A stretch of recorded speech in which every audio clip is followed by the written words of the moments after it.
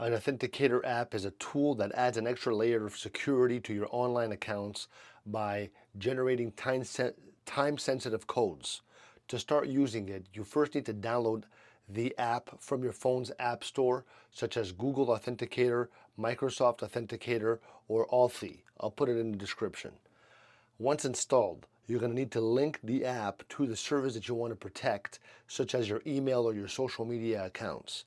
You're going to begin by logging into your account, navigating to the security settings, and enabling two-factor authentication, 2FA.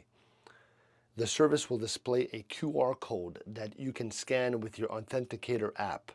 Open the app and use its scanning feature to capture the QR code. After linking the app, the authenticator will generate a unique code every few seconds.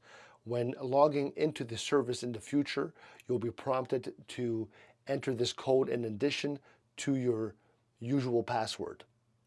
The code is only valid for a short period, making it difficult for attackers to gain unauthorized access, even if they do have your password. In case you lose access to your phone or need to switch devices, most authenticator apps allow you to back up your transfer. They allow you to back up or transfer your codes, ensuring that you don't lose access to your accounts.